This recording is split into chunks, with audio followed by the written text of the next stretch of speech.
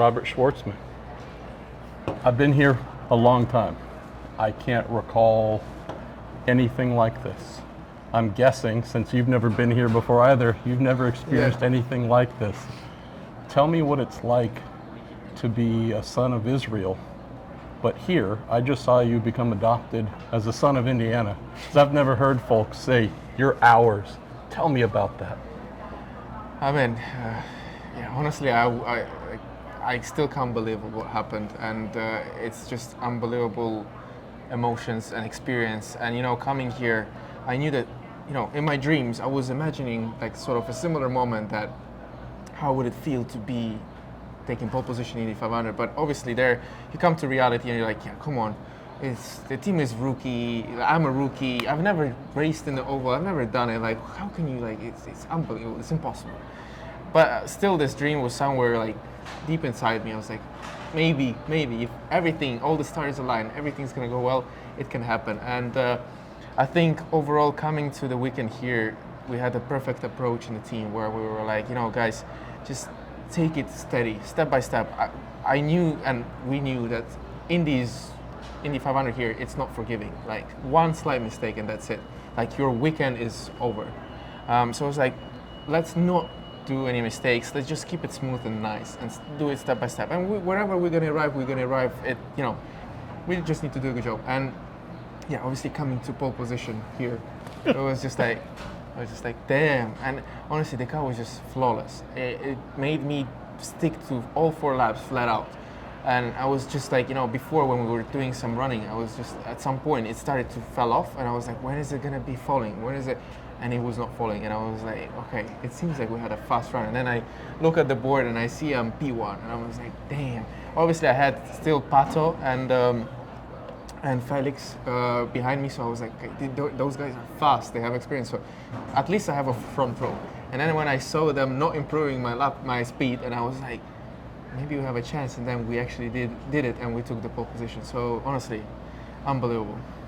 I love the fact as well, this country known as being a melting pot, we do indeed look at the front row, we look at the Fast Six, and we say Israel, Japan, Mexico, New Zealand, Spain, and so on.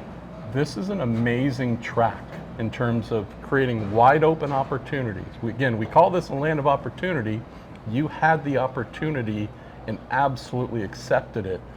Tell me about earlier in the week, team late coming out, some things that weren't necessarily according to plan. I've seen here many years in the past that would cause a newer team to panic, see everyone tighten up. Yeah. I saw your team smiling, laughing, folks loose. Where does that come from? Because it can't just be one person. It has to be a mindset where folks weren't panicking. I think it was the whole structure behind it. We came here without any expectation. We were like, let's just have fun. This is the biggest race, of the year. And we had also Eric. He comes from Penske. He was working in Penske in the past. He was a Joseph. So Chevy helped big time. So thanks for that. And he had experience. So we had a guy who had done it. And we were just like, okay, guide us. And Eric is super calm guy, like super chill. And I think that also helped that he was also with mechanics when he was speaking to them, and with my other engineers around. If he's relaxed, we should be relaxed. Yeah, I should be relaxed. And he was just like, that's what he said. Let's just not panic. Let things go as they go, step by step, and so be it. And we were like, damn, yeah, that's right, let's do it.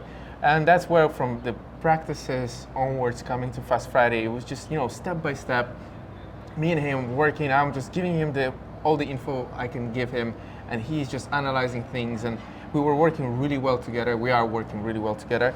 Even today, coming to the quali, he was like, should we risk it? Should we try new things? And I was like, initially I was like, yeah, let's try. What we have to lose? We already came in top 12, which is incredible for us. And I was like, you know what? I had a feeling like, let's not do it. We have a good car. Let's just keep it. Let me just drive it, and I'll try to make the difference. And he was like, all right, let's stick to it, and just kept the car.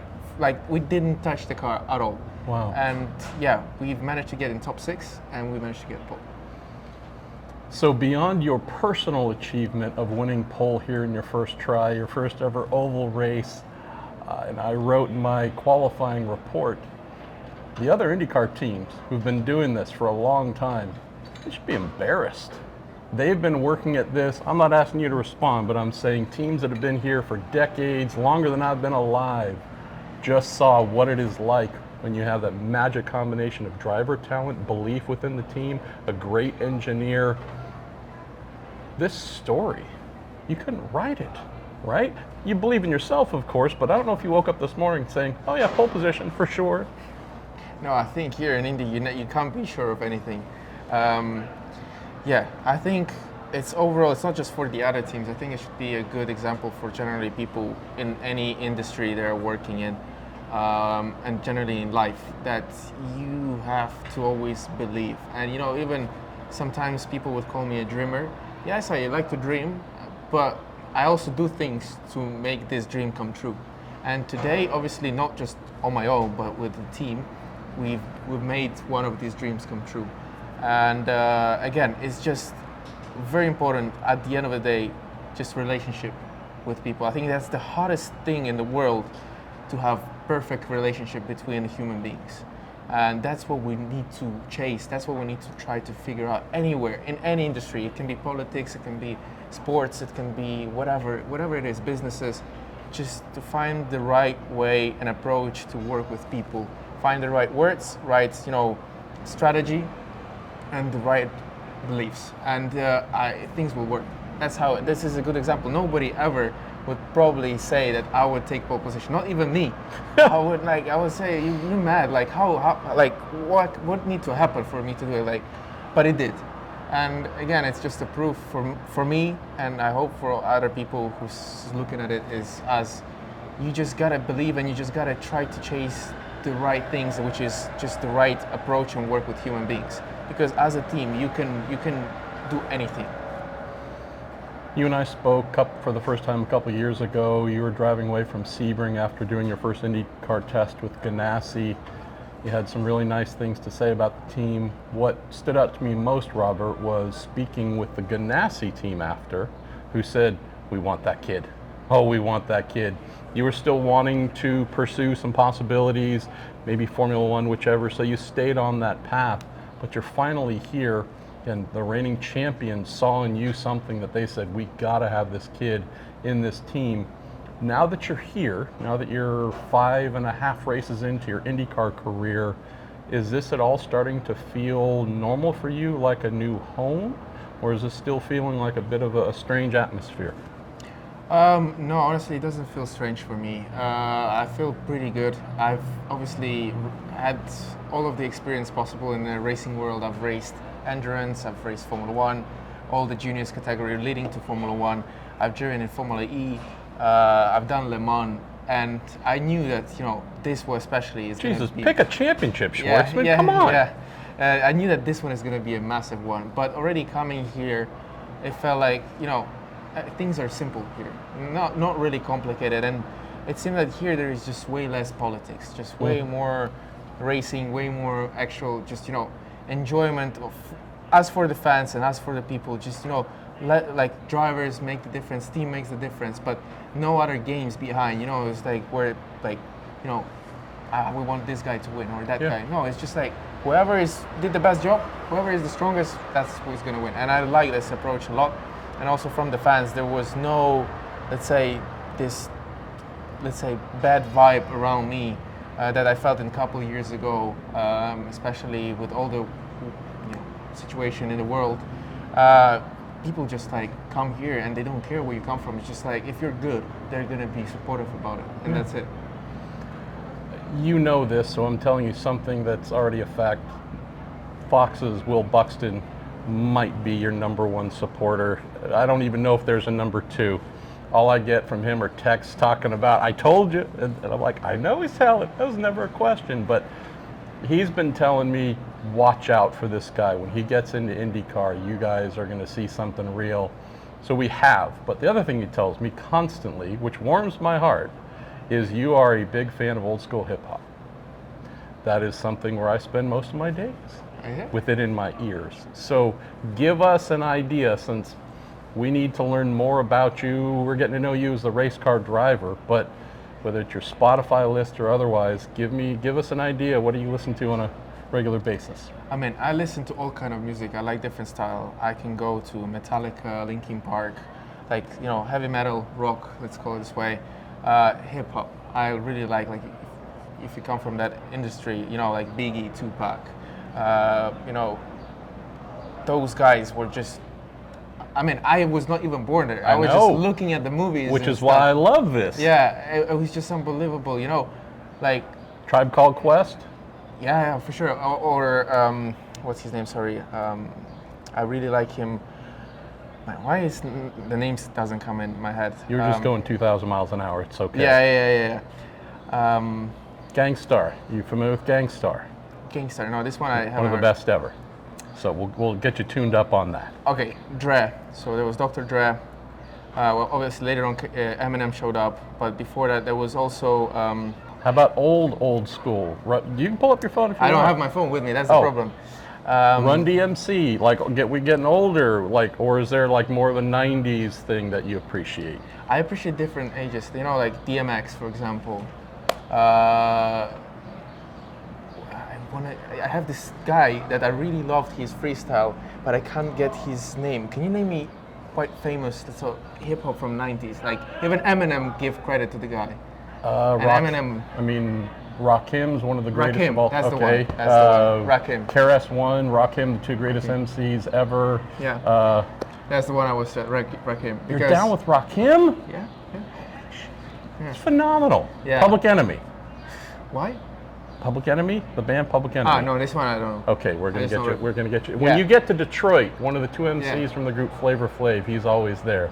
So we'll get you tuned up there. But I love this about you because I got to admit, a lot of young drivers, I can talk about EDM and some other stuff and some kind of softer stuff that doesn't make sense to me. Actually, now it's coming to me. Nas. What was the group with where they had Prodigy? It was Mobb Prodigy. Deep. Mobb Deep. That's the one. Love Mobb Deep. Yeah. I don't care about the race car driving you do. This is my favorite part of you, Yeah, Robert Shwartzman. Let's Yeah. close on this because you got a lot more of these dumb interviews to do. So you're going to go to bed tonight, exhausted. You're going to wake up tomorrow, and you're going to have to go practice and start getting ready for the race. What do you tell the team? They're jumping all over, going crazy. By the way, you must have more people on your team, 2-car team, than some teams have in 3-car team. Holy crap, there are red shirts everywhere, which is a good thing. It's obviously working for you, but huge achievement. Not so many folks remember the pole winner if they aren't also the race winner. What do you do as a young pro to say, this is amazing, celebrate, we did it? We got to turn that page really quick and get into race running. What do you do with the team? How do you help them to get in that mindset? I think today I just want for myself and for all the team to celebrate this moment because I still believe that this day will be quite historic. I don't know, and I don't really care what's going to happen in a week's time because I know that Indy 500, anything can happen in the race. Even people from behind can win it. So it's not a guarantee. And here, for me, I just want them to believe, finally get the belief that we can do it, that we've done something incredible, and that we just need to keep on working. And today, they need to enjoy it at the fullest, but from tomorrow morning, when we come back, we need to put everything aside. We put this, like a trophy on the shelf, and we need to go back and come and start working from, let's say, not from zero because we have already experienced, but from the thing that we haven't achieved anything yet because we have a race to come. So that's the mentality I want to bring in, that from tomorrow morning, full focus, and we need to get everything right and everything smooth as we did for quali for the race. Then whatever happens in the race, anything can happen. This is motor racing. Can't control it. Can't control it. There's no guarantee. We've done the best we could. We've done an unbelievable job in quali. We've shown that we were the fastest. Then in the race, it can be whatever. Maybe, and I want to believe it, that we will have a strong enough car as we did today, and I can be battling until the end for the win. Then it's going to be, let's say, pole and a win. It's going to be just unbelievable. But again, I don't want to predict. It's my first ever going to be oval race. I have never raced. I don't have the full experience and knowledge of how to battle here. Like if you would put me in a normal, let's say, road course, I would be way more confident in that way because I know how to defend, I know how to overtake, I know how to brake, I know how to do everything. Here, I don't. So I have to obviously do a lot of homework, and it's still not said that it's going to be full experience, full knowledge from what I will see from the past. So I have to experience myself. My target is just to keep it smooth, keep it nice, and try to make everything work as smooth as we did now in a race, let's say mode. And that's it, and we'll see where we're going to be. We don't deserve you, Robert Shwartzman. Congratulations on Thank pole. Pole winner, 109th Indianapolis 500. Knows Rakim, the GOAT. You're wild, man. Thank Just you. wild. Thank you.